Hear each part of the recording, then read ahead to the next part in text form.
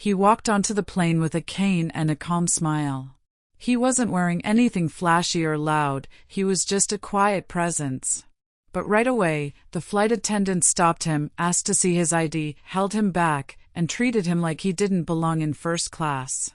Everyone stared, but no one spoke. What she didn't know is that the man she had just put down was not only a retired federal judge, but also one of the silent owners of the whole airline, and this flight was about to change everything. Leave a comment below telling us where in the world you're watching from today. If you like this kind of story, don't forget to subscribe and click the bell icon so you never miss a new one. He walked slowly towards the gate, holding his boarding pass in one hand and a small leather bag in the other. His name was Judge Harold King, but almost no one at the airport knew him. His steps were steady but measured, helped by the wooden cane he had been using since a car accident years ago. His coat was neat, and his shoes were shiny. People didn't pay much attention to him because he didn't wear expensive watches or sunglasses or act like he was important.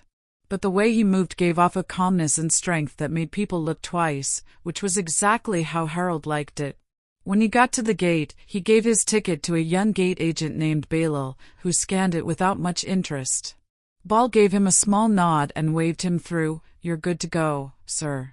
Have a nice flight." Harold politely nodded back and began to board his flight. Walking down the jet bridge to the plane, Harold liked simple things after all these years. He retired from the bench last year after nearly 30 years of hard work in courtrooms that tested his patience and strength. Today, all he wanted was a peaceful flight. At the plane door, Monica, the lead flight attendant, stood with her hands clasped in front of her. She was in her early 40s and had sharp eyes and a tighter smile. Her uniform was ironed perfectly, and her posture gave the impression that she was in tight control. When Harold walked onto the plane, Monica greeted him with a thin smile and asked, "Good afternoon, sir. May I see your boarding pass?" He handed it to her without hesitation, and she looked at it quickly. Her smile faded a little, and a small crease formed on her forehead. She handed the pass back to him without moving, and he raised an eyebrow and said, "And your ID, please." "Yes," she said, her tone still polite but colder, "but I need to check your ID too." A few people nearby turned to watch as Harold calmly reached into his coat and handed her his ID. She looked it over and then back at him with narrowed eyes, as if something wasn't right. "This doesn't match what I was expecting," she said. "Where did you get this ticket?" Harold asked. "I booked it online like everyone else." Monica hesitated and then said, "Please move to the side, I need to confirm this with the gate staff." He didn't argue and stood to the side just past the entrance. Other passengers started to board behind him, some giving him confused looks and others not looking at him at all. Monica walked to the front of the cabin and made a call on the cabin phone, speaking quietly but urgently. It was clear from her face that she didn't think he belonged in first class. A few minutes later, Rizwan, a ground supervisor, arrived at the plane. He took the ID, looked at Harold, and then pulled out his phone to make a short call. His tone changed almost right away, and after a short silence, he hung up and looked at Monica. "He's cleared," he said firmly, "please let him take his seat." Monica looked confused. "But I thought you thought wrong," he replied, his voice slower. "Now he's good to go." Without saying another word, Monica stepped aside. Harold gave her a slight nod, not angry or rude, just distant, and slowly walked down the hall. He walked down the aisle to his first-class seat, put his cane next to him, and sat down. His face stayed calm, and his eyes were filled with thought. No one greeted him back, Monica didn't say sorry, and the people around him looked down at their phones or out the window. No one had said anything when he was stopped, and now no one wanted to face him. Harold sat quietly in his seat, fastening his seatbelt without making a sound. The leather seat beneath him was soft, and the cabin lights gave off a warm glow, but none of it felt comfortable. His thoughts stayed the same. He had been through a lot of situations like that in his life, with people questioning, second-guessing, and treating him like he didn't belong just because he didn't look the part they thought he should have. He had dealt with worse in courtrooms, but this still hurt. It wasn't the words that hurt, it was the tone, the eyes, and the assumption. As Monica walked down the aisle, offering drinks to other first-class passengers with her usual practiced smile, she skipped Harold's row and didn't even glance or say a word. It was as if she didn't. He didn't say anything, he just folded his hands and stared out the window. Outside, the sky was still clear and the runway was far ahead. But inside the cabin, the silence was heavy. A man in a navy blazer leaned over and whispered to the woman next to him. They both glanced at Harold, but quickly looked away when he turned his head. He could feel their interest and discomfort, which they weren't sure how to hide. He wasn't mad at them, he was just used to it. Harold was used to being judged, but today felt different. His phone buzzed in his jacket pocket, and he pulled it out to see a message from Fars, his longtime friend and business partner. "Everything ready at the boardroom, call me after your flight," it said. Harold typed a short reply, "Delayed at boarding," questioned again, "I'm fine." Seconds later, another message showed up, telling him the same thing, "Don't let it slide this time, people need reminding." He stared at the words for a moment, then put his phone away, leaned back in his seat and closed his eyes. The plane was almost full, and the last few people were taking their seats. Monica stood near the front whispering something to a junior flight attendant named Maywish. Maywish looked at Harold and then quickly looked away. Monica then gave Maywish a stack of first-class menus and walked off towards the galley without giving him a second glance. When Harold opened his eyes, he saw that the crew had moved carefully around him, not out of respect but because they were uncomfortable. No one wanted to talk about what had happened. No one wanted to say the truth out loud, but he could feel it thick and in the air. He knew something they didn't, but Monica definitely didn't. She had made a mistake that would cost a lot of money, and the flight hadn't even started yet. The engines rumbled under the cabin floor as the plane started to taxi. Harold stayed still, his eyes fixed on the back of the seat in front of him. The hum of the plane didn't distract him from the cold silence around his seat, no greeting, menu, or even a glass of water. Had gone back to ignoring him, hoping that if they were polite and kept their distance, the problem would go away. But Harold knew that ignoring a mistake only buried it deeper until it came back louder. Maywish, the junior attendant, moved softly through the aisle, her eyes lowered as she passed Harold. She stopped a few seats ahead, nervously offering drinks to a couple who were watching the earlier scene with interest. Harold noticed how her hands shook a little as she poured sparkling water. He could tell she wasn't happy with how things were going because she was too quiet and tense. She hadn't said a word to him either, but at least Monica's silence didn't carry as much weight. The voice of the captain came over the speaker. "Ladies and gentlemen, this is your captain. We've been cleared for takeoff. Please fasten your seatbelts and make sure all of your devices are in airplane mode. Thank you for flying with us today." The plane slowly touched down on the runway and then picked. As the plane took off, he always felt the same way, a small drop in his stomach, a little pressure in his ears, and a brief moment of weightlessness before the cabin settled. He'd flown hundreds of times before, but every takeoff reminded him of how small the world could feel when you were surrounded by people who didn't see you fully. Once the seatbelt sign went off, Monica came back to the front and smiled as she moved through the first-class cabin, checking seats and offering drinks. It was clear that she wasn't forgetting to greet people by name or offer them a drink when she got to Harold's row. She slowed down almost to a stop and walked right past him without greeting him or offering anything.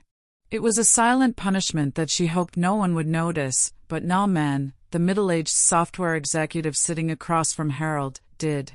He leaned back in his seat and looked over, saying softly, "She didn't offer you anything." Harold turned towards him and said, "She didn't." Nauman looked comfortable. "That doesn't seem right." Harold gave a weak smile, not mean or mocking, just steady. "That's not right." Nauman looked away, not sure what to say next. Like most people in that cabin, he wasn't used to going into uncomfortable situations. It was easier to quietly admit a mistake than to speak up and risk becoming part of the story. Harold picked up his phone and opened his messages again. He scrolled past Faraz's texts and opened another thread with someone named Naviv. He typed, "Flight staff problem. I was made to wait and couldn't believe my ticket wasn't being honored." After a moment, the reply came with the flight number. Harold answered right away with A617 first class. There was no more response, but he didn't need one. He put his phone on the tray table and leaned back in his seat, his hands resting calmly on his lap. The flight had only been 1 hour and 40 minutes, but he knew someone else on board would feel like it had been much longer. Monica was leaning against the counter and drinking from a paper cup, as if the last hour hadn't happened. Even though she had a straight back and a calm face, her fingers were tapping restlessly on the tray next to her. She knew she had crossed the queue when she stopped that man from boarding. She didn't like being questioned about her choices, especially by ground staff. Now she felt embarrassed, but not because of what she had done, because someone had cleared him, and she couldn't understand how someone like him could have a seat in first class. Muish stood nearby, trying to keep her distance. Monica shook her head and looked at the door to the cockpit again. As someone who has worked for this airline for 14 years, I know who usually flies up here, Muish said after a moment of hesitation. But his name was on the list. Monica rolled her eyes and said, "These things get mixed up all the time. Maybe someone gave him a ticket or he pulled some strings." Something didn't feel right, and Muish didn't have a chance to respond before Monica's eyes buzzed. The woman picked up the phone and said, "Yes, this is Monica." The voice on the other end spoke briefly, making her face tighten. "Now she asks," the voice replied firmly. "I understand." The woman hung up the phone and stood still for a moment, her eyes narrowing and her jaw clenching. Then, without saying a word, she straightened her jacket and started walking towards the cockpit. The door opened, and the captain was waiting inside. He stepped aside to let her in, and the co-pilot nodded, but it was the third voice coming from the screen of the internal.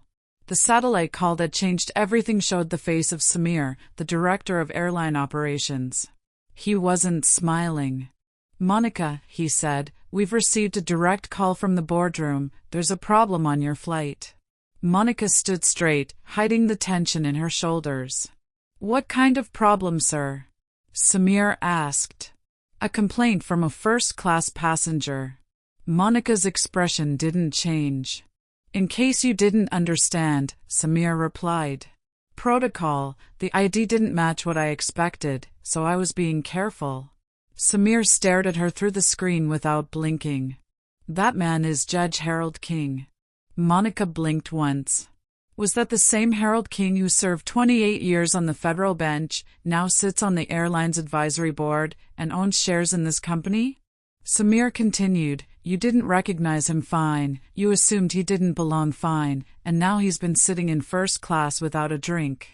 She said in a low voice, "You will personally apologize to him right now, and I want the rest of that cabin to hear it. Then you'll serve him directly, no more games." Monica barely nodded, her throat was tight with understanding. Samir's voice dropped lower, "When that plane lands, you'll be reporting to the board. Do you understand that?" She swallowed hard. "Yes, sir." The screen went dark, and the cockpit was quiet for a moment. The captain looked at her. She turned around and walked out, her steps slow and heavy, her face pale. Her earlier confidence had broken. When she reached the curtain between the galley and the first-class cabin, she stopped. The same silence she had given Judge King was now pressing down on her, and this time there was nowhere to hide. Monica stepped through the curtain, her heart pounding in her chest. Every row she passed felt longer than it should have, and every pair of eyes, even those that were pretending to look away, felt like they were watching her. Years ago, she walked through first-class cabins like she owned them, confident and unquestioned. But not today. Her legs felt heavy, her breath was shallow, and her thoughts were all over the place. But one thing kept playing over and over in her mind: he owned a part of this airline. She had never thought that the man she had quickly dismissed could hold so much weight. Judge Harold King was sitting exactly where she had left him, still writing, with a folded newspaper on the tray table and his cane leaning next to him like a silent witness. He didn't look up when she walked up to him. He had heard He knew what was coming, so she stopped at his row. The people nearby moved slightly, acting like they were still focused on their screens or books, but their ears were fully open. The man across the aisle, Noman, looked over and quickly looked away again. A woman too rose back slowly, took off her headphones. The tension was thick and silent. Monica knelt down a bit, bringing her voice down to his level. It was low, but not too low that he couldn't hear her. "Mr. King," she forced herself to say. "I'm sorry for what I said earlier. There was a misunderstanding during boarding, and I shouldn't have questioned your credentials." Harold finally lifted his eyes and met hers, his tone calm and firm, but she couldn't read it. "A misunderstanding," he repeated quietly. Monica quickly nodded. "Yes, I didn't recognize your name and wanted to be careful with the manifest." Harold waited for a moment before speaking. "You didn't ask anyone else in this cabin for ID?" Monica's lips parted, but she didn't answer. "You asked me loudly in front of everyone," he said in a calm but sharp voice. "You asked for more proof than you made me wait while others boarded." Passengers nearby froze, and Monica held her hands together shakily. "I didn't mean to offend you," she said. "It wasn't personal." "But it was," Harold replied. "That's the problem. You didn't know me, you didn't know my name, my history, or my position. You just saw how I looked and made up your mind about me." Even though he wasn't yelling, every word hit Monica harder than if he had been shouting. She felt her face turn red as the truth hit her. "You don't look like you belong here." Not in those words, but in her tone, her posture, and the way she treated him like a problem that needed to be dealt with. "I'm sorry," she said. Said again, this time more quietly, "I'll make sure you're properly served for the rest of the flight." Harold didn't answer. He looked back at his newspaper and opened it to the next page. That simple action, along with his silence, meant more than any other words. Monica stood slowly and walked back towards the galley. This time, she could feel the shift in the passengers' looks. Some were embarrassed, some were curious, and a few were whispering to each other now that they knew who he was. "What happened?" Muish asked with wide eyes as he stood still in the kitchen. She whispered as Monica walked by. Monica didn't answer, so she grabbed the tray and started setting up the drinks. Her hands were moving faster to try to distract herself, but her mind was racing. She had never been told off in front of other passengers before for behavior she thought was just part of the job. She thought it was her instinct and her judgment, but now she realized it wasn't just a simple mistake. She hadn't followed protocol, she had followed her bias and Judge Harold. The whole cabin saw it for what it was, and they still had more than an hour in the air. The silence around Harold's seat had changed. It wasn't the awkward silence from earlier, when everyone pretended he wasn't there. Now it was heavier and more uncomfortable, like when someone said something that no one could take back. He sat with his newspaper open, eyes scanning the page but not really reading. His mind was on every movement and change in the atmosphere. He wasn't a man who liked. He hadn't always paid attention, but he had learned that sometimes it was necessary. He also knew that staying quiet didn't mean you were weak, it meant choosing where your voice mattered most. Monica's apology, if it could even be called that, wasn't based on truth, it was based on fear. She didn't regret what she had done, she regretted who he turned out to be across the aisle. Naaman stole another glance at him, then surprisingly leaned forward and spoke. "Sir, I hope you don't mind me saying I saw what happened earlier." Harold looked at him with a calm face and said, "It's easier to stay quiet until silence starts to feel like agreement." The man looked down and said, "You're right, I should have known better." Harold gave a small nod and then looked back at his newspaper. The conversation ended there, but the other passengers heard it, too. No one else spoke, but the air in the galley was filled with quiet shame. Monica stood at the counter pouring drinks with stiff hands. She carefully put a tray with nuts and a glass of sparkling water on it. She looked at Muish, who was still watching her, and said, "I need to deliver this myself." Muish hesitated. "Are you sure you can take it?"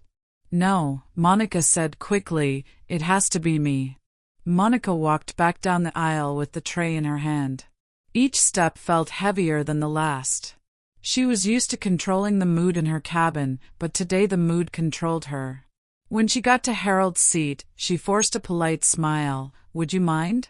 Mr. King's sparkling water or something else you'd like to drink?" He didn't look up right away, and when he did, he just said, "That's fine."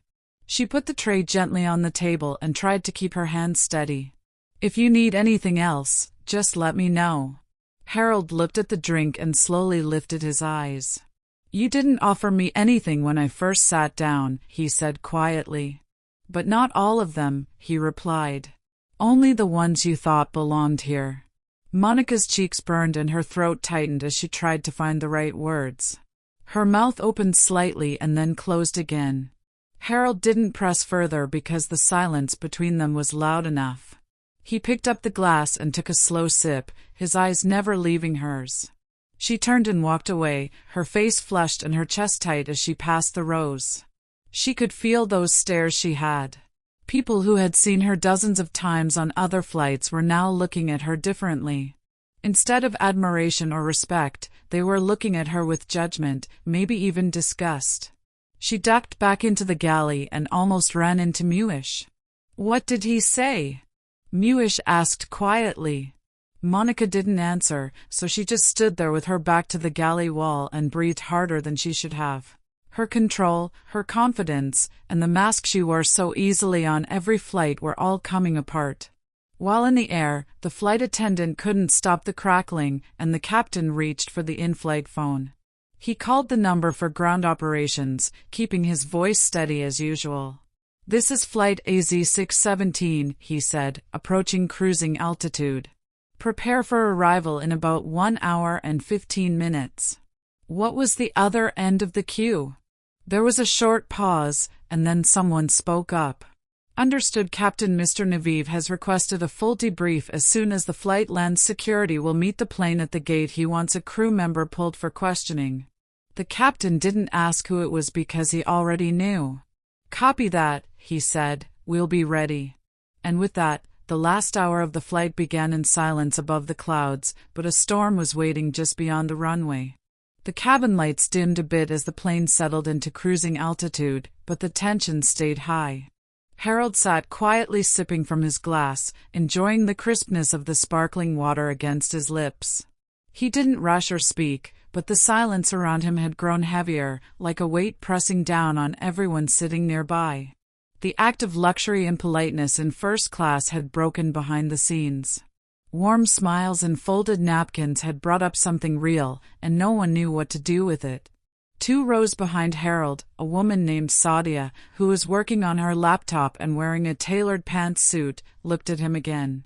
Like most of the others, she had watched the whole thing happen quietly, but now she couldn't focus on the words on her screen. She closed the laptop slowly, leaned back, and stared at the ceiling. Monica had gone back to the galley, but she hadn't touched anything on TH. Monica put her hands tight across her chest and pretended to look at a service checklist. Maywish stood a few steps away and awkwardly pretended to check her supplies. Finally, after a long time, she spoke. "You should sit down, you don't look well." "I'm fine," Monica said, but Maywish cut her off gently. "You haven't moved in 10 minutes. You think I did something wrong, don't you?" Monica's jaw clenched. Monica looked at Maywish with sharp eyes and said, "You don't know what it's like. Every day we have people trying to sneak into seats they didn't pay for.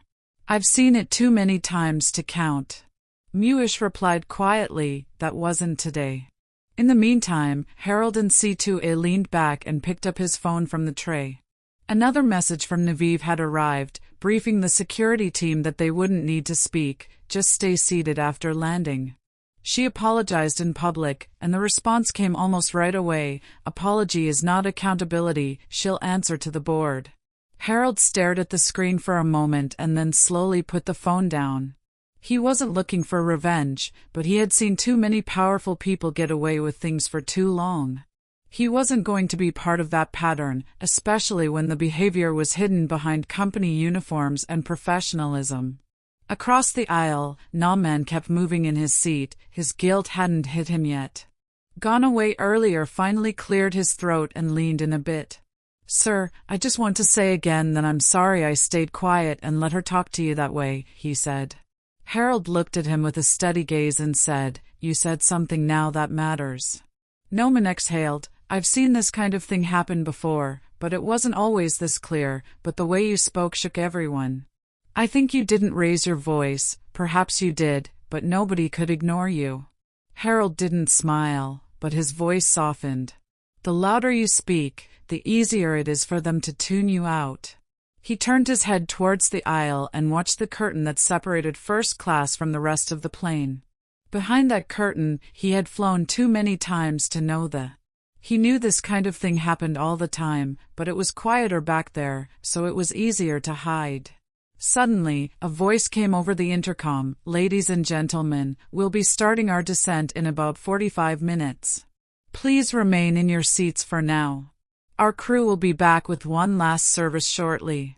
Monica heard the announcement from the galley and jumped back into action. She reached for a new tray, her hands automatically moving to grab cups, water bottles, snacks, and napkins, but she stayed calm. Every movement felt awkward, and her fingers weren't sure what to do. Her thoughts were louder than the engine hum. She had always thought she was good at her job, she was professional, firm when needed, and she followed the rules, but now she couldn't stop thinking about Harold's eyes. They weren't angry or mean, they were just disappointed, the kind of eyes that make you feel small without saying much. As she turned towards the aisle to start the final service, her legs hesitated for a second. She wasn't sure if she had the strength to walk past him again, but she knew she had to because the real landing hadn't happened yet, and what was waiting at the gate would be much harder to deal with than any apology she had given in the air. Monica's tray felt heavier in her hands than it ever had before.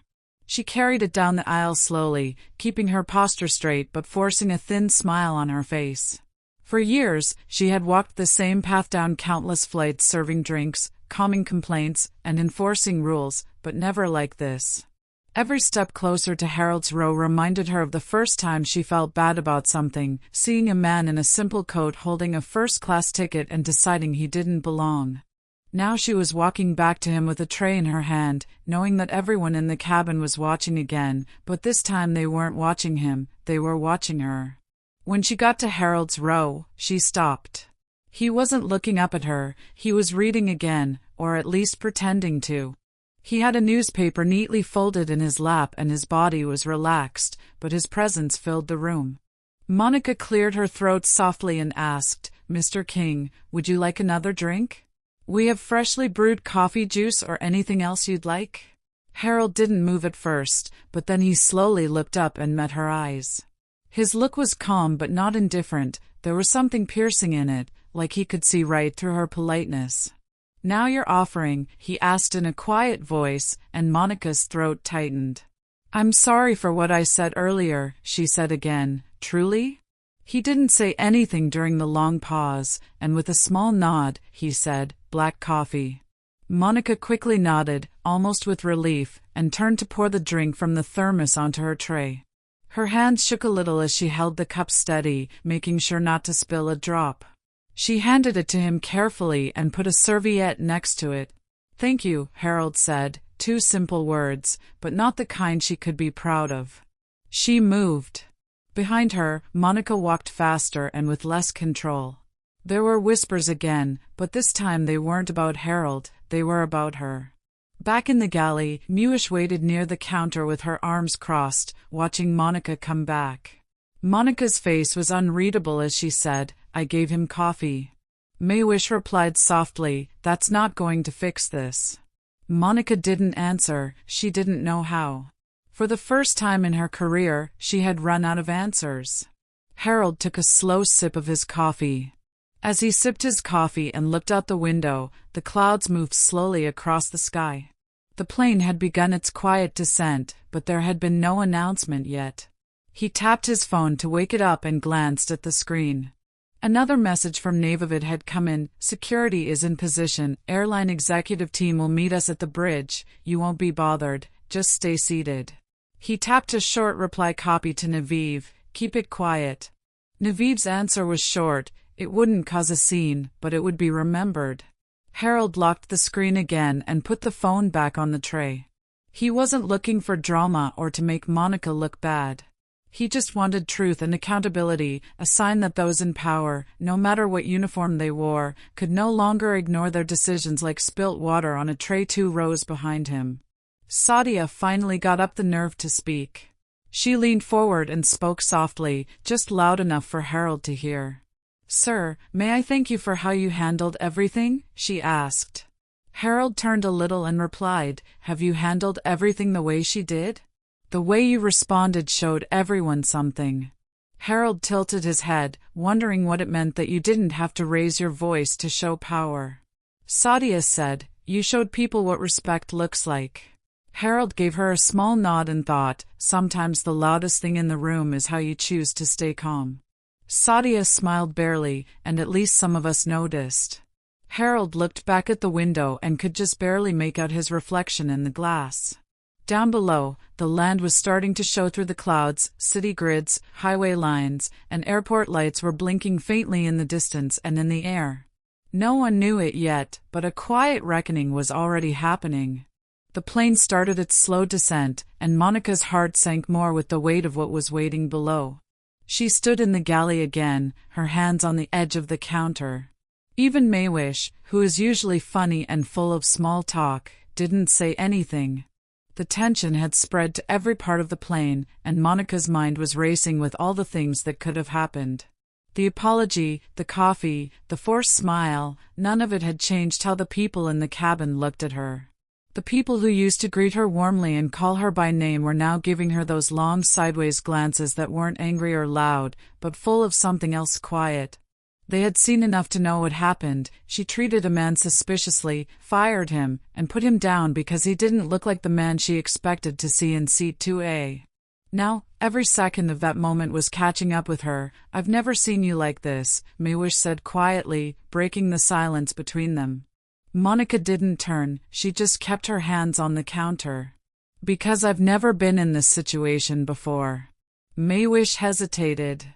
Maybe it wasn't about the situation after all. Maybe it was about the choice. Monica slowly turned her head. What did that mean? You chose to stop him. You chose to question him. No one told you to. That was your choice. The words hit harder than Maywish meant, but she didn't take them back.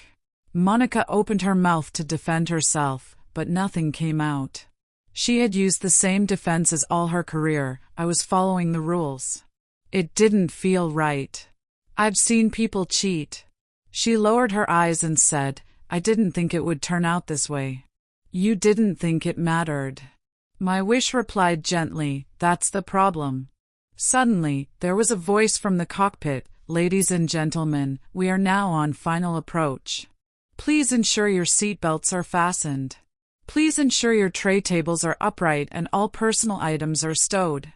Flight crew prepare for landing." The words echoed through the cabin like a signal. Monica moved to check the cabin one last time.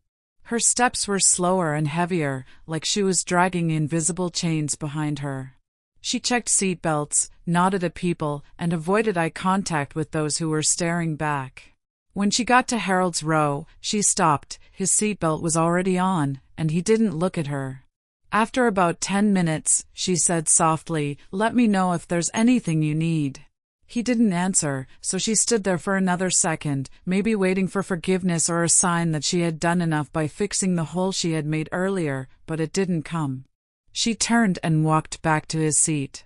Harold's eyes stayed on the skyline outside his window. He could see rows of airport gates, moving trucks, and flashing runway lights. The plane dipped slightly to line up with the runway, and the wheels below grew softly as they prepared to land. Harold reached for his phone. He read the latest message from Naviv's executive team and security waiting at the gate. "Her badge will be pulled before passengers disembark quietly, no delays." He stared at the words, not angry or even satisfied, but with a quiet acceptance.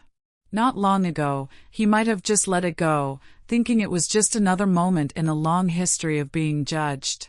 But this time, he chose to say something not for himself, but because too many others had never had that chance. The cabin was silent, and some people had their eyes closed. Others closed their eyes and pretended to sleep, but they weren't really resting, they were just waiting to see what would happen when the plane stopped. As the plane lowered its wheels and made its final glide towards the runway, Monica stood in the front with her hands folded tightly in front of her and her heart beating so fast that it drowned out the engine noise. She had never been afraid of landing before, but this time the runway meant the start of something she couldn't avoid. The wheels hit the runway with a loud crash. Outside the window, there was a soft thud followed by the familiar vibration that ran through the cabin floor. The world moved in streaks, with runway lights flashing past buildings getting smaller and ground vehicles stopping moving as the plane slowed to a crawl. Inside the plane, there was no usual cheering or chattering from passengers eager to get off and get back to their lives. This landing was different, it was too quiet. Monica stood near the front of the cabin, her face calm but pale, and her breathing shallow. She kept one hand on the wall too. She had to calm down because she wasn't thinking about landing procedures or passenger safety announcements. Instead, she was thinking about the conversation she'd had in the cockpit with the man sitting just a few rows behind her about the quiet message she knew had been sent from someone above her station to someone much higher, the kind of message that didn't go through standard forms or reports, but the kind that ended careers. The intercom cracked again, and the captain's voice came through. "Ladies and gentlemen, welcome to your destination. The time is 3:47 p.m. Please stay seated with your seatbelts on until we get to the gate and the seatbelt sign is turned off. On behalf of our crew, thank you for flying with us." The seatbelt sign went on and off, but no one moved at the gate. A black sedan was waiting just beyond the glass jet bridge. Next to it were two well-dressed airline executives and a uniformed airport security officer. No one else was around. The plane's door hadn't opened yet, and Monica hadn't been given permission to start getting off the plane in first class. Stayed seated, calm and upright, with his cane resting next to his leg and his phone still in his hand. He hadn't said a word since the plane touched down, but his silence filled the front of the cabin. The people around him stopped pretending to scroll through their phones, but no one stood up or asked to leave first. They were all waiting. Monica walked up to the door with her headset still on and pressed the call button for the gate agent.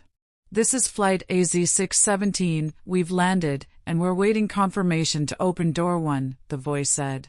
When the other end finally did come, it was clipped and said, "Professional hold for instruction, executives will board momentarily." Monica's mouth went dry, executives plural, her heart pounded harder, it was now pressing against her ribs. She slowly turned around to face the first-class cabin. For the first time in all her years of flying, she felt like a passenger, stuck and unable to move while someone else decided what would happen next. A moment later, there was a soft knock on the door from the outside. Maywish opened the door and 3 people got on. The first was Naviv, who was the director of airline operations. He was wearing a dark gray suit and had a steady pace. Next to him was Sajid, who was in charge of crew training, and behind them was the airport security officer who had been standing quietly by the jet bridge. As soon as Naviv walked into the cabin, Monica's eyes started to shift. He didn't raise his voice or look around, he walked forward with quiet authority and stopped in fro. "Monica," he said softly, "you'll come with us now." The mood in the cabin changed instantly. People looked up and turned their heads. No one spoke, but their faces told everyone what this meant. This wasn't routine, this wasn't a post-flight check, this was consequence. Monica choked up and said, "Yes, sir," but before she could leave, Naviv said, "Please give your ID badge to Mr. Sajid." Her heart sank. Her ID badge? She hesitated, then slowly took off the metal badge from her jacket and handed it to Sajid. He didn't say anything, just took it and put it in his pocket. It was a simple action, but to Monica, it felt like she had lost everything. She had worked hard for 14 years, getting dozens of promotions and thousands of hours in the sky, and now it was all gone with the quiet turn of a key. As she turned to walk down the aisle behind the executives, she quickly looked at Harold, who was still sitting there, calmly watching. He wasn't bragging or even mad, he was just watching, which made things worse. Monica kept her head down as she walked past the rows of passengers, her feet moving slowly and her face burning. No one said a word, No one offered sympathy. She was invisible now, but not in the way she used to be in charge. When she reached the plane door and stepped off, Harold. The moment was over, but the effects were just beginning to be felt around the world. The door behind Monica closed softly, but the silence that followed in the first-class cabin was louder than anything they had heard on the flight. Harold stayed seated, calm as ever, with his cane resting next to his foot and his newspaper unread since takeoff. Passengers all around him sat stiffly, the stress of the last few hours finally starting to settle in their minds. No one spoke up when Monica confronted him, and no one stepped in when she fired him in front of everyone. Now they knew what that silence had cost them.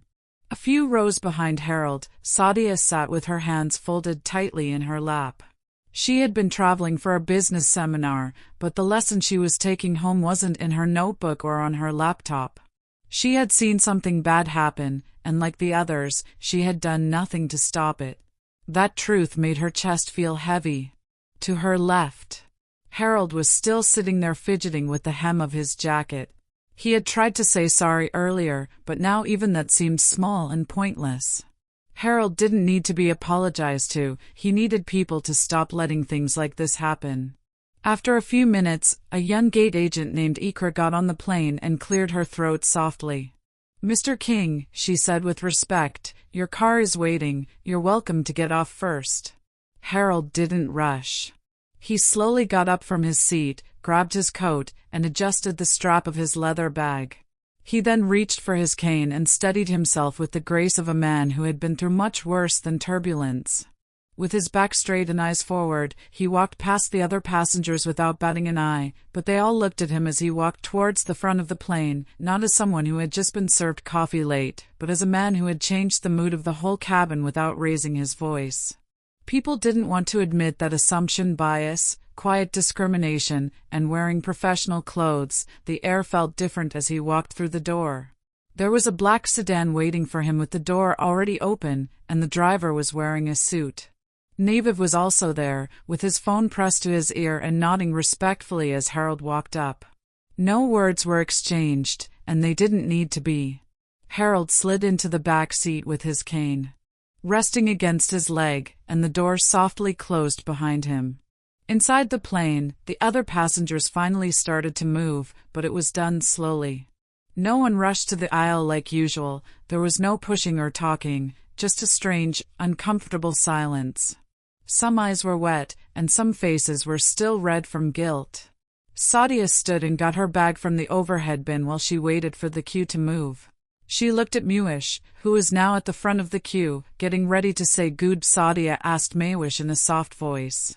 Paused, carefully choosing her words. No one said the word, but they didn't need to. Sadia nodded once and said, "I hope she thinks about what she did." Maywish's answer was simple, "She will." Further down the aisle, Noman quietly helped an elderly woman with her bag, trying to do anything to feel useful, but deep down he knew this wasn't something a kind gesture could erase. As the passengers got out of the car one by one, each carrying their own luggage, they were reminded of what they had seen and how they had responded or didn't. Harold sat quietly in the back and stared out the window as terminals went by. His phone buzzed next to him. It was a message from Faraz. Board heard everything. Policies will be reviewed this week. You started something bigger than just one flight. Harold read the message and didn't reply right away because he knew what Faraz meant. It wasn't about the seat, coffee, titles, or whether an apology came too late. It was about the rules people follow when they don't think anyone will hold them accountable.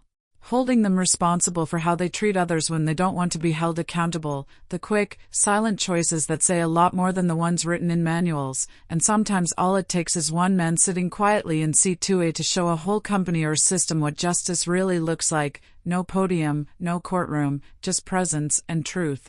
By the time Harold's car left the airport, word of the incident had already reached the airline's executive office downtown. Flight report to department bosses, then to board members, and finally into internal chat rooms, where leaders asked in a low voice, "Did you hear what happened on AZ617?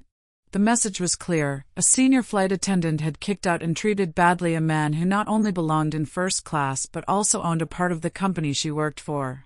What's worse, she did it because she thought it was the right thing to do, not because she was following the rules. In a quiet conference room with polished wood and glass walls, 6 high-level executives sat around At the head of the long table was Zara Malik, Vice President of Corporate Affairs. She had her fingers clenched together and her eyes were focused on the printed flight log. Sitting next to her were Rehan Sattar, Director of Crew Management, and Naveev, who had just gotten back from the airport. No one spoke for a few seconds. The silence was intentional. Zara finally looked up from her papers and said, "So we had a senior crew member stop a first-class passenger, question his ID, delay him from boarding, deny him service, and only after realizing his identity attempt to public." Rehan replied, "Apparently not. She said it was because of a mistake in the manifest, but he was properly ticketed, seated, and cleared before the doors even opened." Zara leaned back in her chair and said, "This isn't about the ticket." Naveev replied, "It's about how she saw him and what she assumed across the table." Aim Khan, head of legal compliance, closed his folder and said he hasn't made any formal complaint yet, not through legal, media, or a statement. Zara turned to Naveev again. "What happened on that flight was enough, and the other passengers saw it. Word will get around." Zara tapped her fingers twice slowly. "We can't let this get out before we deal with it internally. We need action, not damage control. We need real change." She stood up, walked over to the big whiteboard near the window, and uncapped a marker. In big letters, she wrote "Policy Review Training Overhaul Public Commitment," then she underlined them all.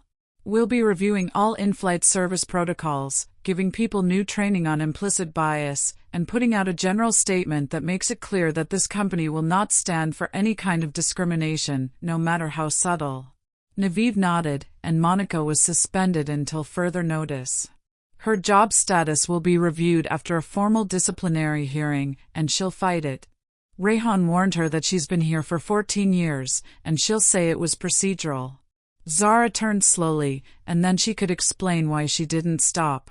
No one answered, not the man in business class wearing sneakers and headphones, the man without a carry-on, or the woman who walked by without showing her ID, because the answer was already clear. Meanwhile, Harold sat still in his black sedan as it pulled into a quiet residential neighborhood. The engine hummed softly as the driver parked outside his house, but he didn't reach for the door right away. Instead, he picked up his phone and read Far's message again, "You started something bigger." He got out of the car with his cane in hand and walked slowly to the front door of his house. The air smelt like fresh rain, and a soft breeze blew across his face. Before going inside, he stopped and looked up at the sky. There was just a faint trail of clouds from the plane he'd been on an hour before. He didn't feel victorious, satisfied, or angry. He just felt tired of having to carry his dignity like a shield in rooms where people looked right through him, but he also felt resolved because today the silence. People finally heard it from the other side 2 days later, when the airline quietly put out a new press release on its website. There were no big headlines or dramatic statements, just a clean, carefully worded message from the communications department: "We are reviewing our current in-flight service procedures after a recent internal incident. The company remains committed to ensuring that all passengers, regardless of appearance or background, are treated. We are updating our crew training programs with a renewed focus on equity, accountability, and unbiased service. We thank those who uphold our values every day and know there is more work to be done." The statement didn't name Harold or mention the flight, but everyone on board A617 knew exactly what it meant. Harold was reading the press release on his laptop at his desk in his study. The room was quiet and quiet. The only sound in the room was the ticking of a big clock on top of the bookshelf. Harold read the paragraph 3 times, not because he didn't understand it, but because he knew what wasn't being said. This wasn't the company admitting guilt, it was the company realizing that it was afraid of the truth getting out. Even that, Harold knew, was progress, because silence had always been the system's hiding place, and now there was crackling silence on the other side of the room. A large manila envelope with an invitation from the airlines lay on the table. As a shareholder, the board asked him to attend a private policy review meeting. They didn't call it a disciplinary panel, but he knew they wanted to show him they were serious and that this wouldn't be forgotten. He didn't answer the letter right away. Across the city, Monica sat on a small bench in a waiting room outside of Human Resources. She was wearing a navy blouse and black trousers, which she hadn't worn in years because she was still new to the company and unsure of herself. She sat with her lap and staring at the floor tiles. She didn't have a badge or a uniform on, and she didn't have any control. Since the day of the landing, she had been going through the motions with phone calls, interviews, and written statements. She had only cried once, in her car, right after turning in her badge. It wasn't because she was scared, but because it was the first time she had been forced to look at herself through someone else's eyes, and the look she got when she realized how cold her voice sounded made her feel something. Harold's face showed disappointment, not anger or pride. It was the kind of look that stayed with you in quiet moments inside the HR office. The disciplinary panel was waiting for her. Her file was open on the desk, and her years of service, accomplishments, awards, and evaluations were neatly written down. So were the incident report from AZ-617 and the statements from Maywish Naaman Sadia and other passengers. None of them had been mean, and none had asked for punishment, but they had told the truth. He was calm, one had written, and she was dismissive. Another person said she judged him before he even spoke, and Maywish was the hardest to understand. Monica is good at her job, but that day she wasn't being a crew leader, she was a gatekeeper, and she shut the wrong gate. Monica had read that line over and over, and she knew it was true. At Harold's house, his phone buzzed softly with a new message from Naviv: "You've been invited as a keynote speaker for the first session of the training overhaul." Harold stared at the message. He hadn't asked. He picked up the phone and typed a simple "I'll be there." Then he put the phone down, stood up, and walked towards the window outside. The wind was blowing soft golden light through the trees, and the sky was clear. There was no noise or spotlights, just quiet movement forward, and this time it wouldn't stop at the runway. A week later, the training hall at the airline's main operations center slowly filled with employees, flight attendants, ground crew, and more. Some came in quietly, others were tense, and some had only heard whispers about what had happened on the 617. Others knew everything that had happened but hadn't told anyone outside of their team, but they all knew something important: today was not like any other day. The chairs were lined up in neat rows facing a raised platform with a plain wooden podium behind it. A large screen showed the airline's logo and 3 words below it in bold black letters: dignity, equality, and accountability. The mood in the room wasn't like at other business events. There weren't any happy welcome videos or upbeat music, just quiet footsteps and the occasional glance towards the empty podium in the front row. Naviv was going over a short introduction speech, but his mind kept wandering to the back of the room, where Maywish was waiting. She walked in quietly, wearing a clean uniform, and took a seat at the end of the 3rd row. Monica wasn't there. Her case was still being looked at by the hearing panel. Final decisions were put off until after today's session. Then, quietly but clearly, the back doors opened and Harold walked in. He was wearing a dark gray blazer without a tie and a simple watch on his wrist. He wasn't wearing anything flashy or dramatic, but the effect was immediate. He didn't walk like a guest, he walked like someone with something to say and nothing to prove. People stood when he passed the rows, not because they were told to, but because it felt right. He shook hands and nodded politely as he reached the front. Naviv stepped aside, and Harold took his place at the podium. There was no adjusting of the microphone or shuffling of papers because he didn't need them. He just looked out over the room at the faces of the people who were waiting, some of whom looked uncomfortable, some of whom looked open, and some of whom looked guarded. He then said, "I wasn't supposed to speak here today. I didn't ask for this role. I didn't want to stand in front of anyone with a title, a badge, or a list of awards. I just wanted to fly home that day, someone made a choice based on how I looked, what I wore, and the color of my skin. That choice didn't feel small. It wasn't about a seat number or an ID. It was about whether I was treated with basic respect and seen as someone who belonged." Harold paused, letting his words hang heavy in the air. What's worse than that choice is how everyone else stayed quiet, not because they were bad people, but because they didn't want to say anything. Some people in the audience lowered their heads in agreement.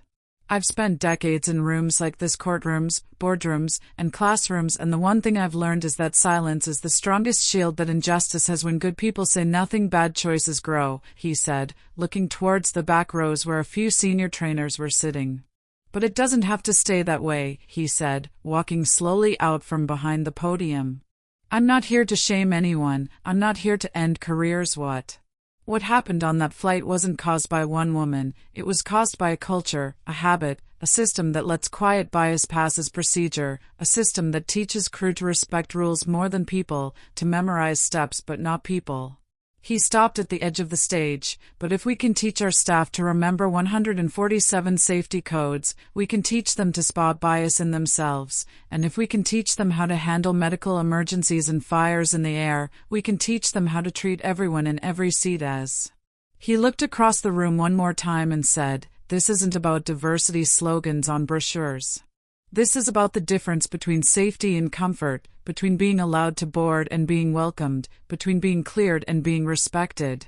He then said, "From today on, if this company really wants to fly above the clouds, it must start by standing firmly on the ground with both feet planted in fairness."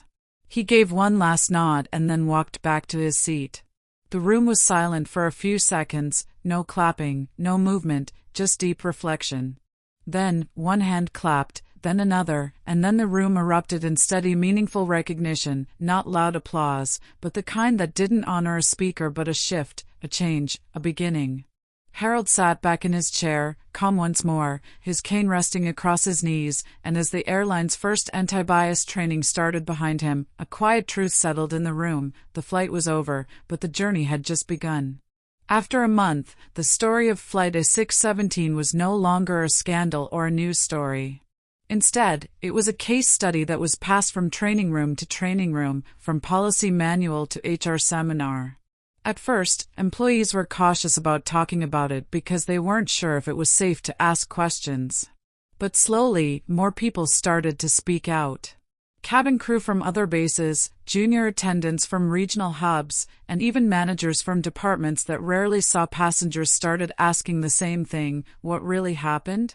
What happened on that flight, and more importantly, what are we doing to make sure it doesn't happen again? The answer didn't come in the form of a press release or a viral video.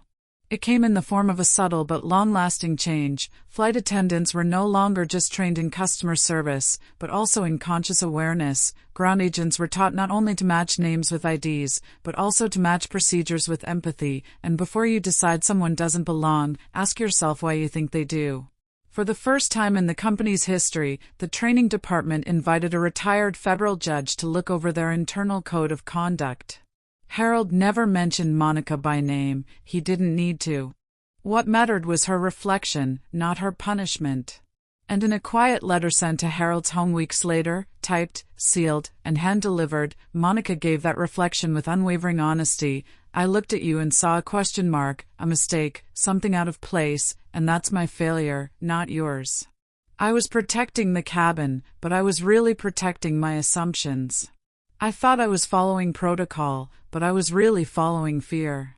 I thought you were in the wrong seat, but I needed to move."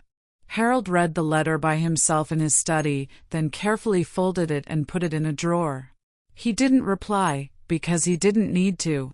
Across the city, in a glass building with clean floors and quiet lifts, the airline's executive board met for their quarterly review. Zara Malik led the meeting. Her first slide showed a bar graph that showed crew satisfaction had gone up and passenger complaints had gone down. But the most important thing on the last slide was a list of names of passengers who said they were treated with more care, calmness, and courtesy without being asked or trained to do so. In the corner of the screen, below that list, there was a quiet note that said Aziz 617 standard rewritten. At home, Harold sat on his back porch in a sweater as a cool breeze blew through the yard. His garden was blooming quietly, and he could hear the city in the distance. His phone buzzed again, another message from Naviv. "Would you consider joining the permanent board for training oversight?" He stared at the message and gave a weak smile. "Let me think about it," he replied. He didn't want titles. He had spent decades making decisions that changed people's lives, and now all he wanted was to live his own life with dignity and make sure that dignity wasn't just for a few people, but for everyone.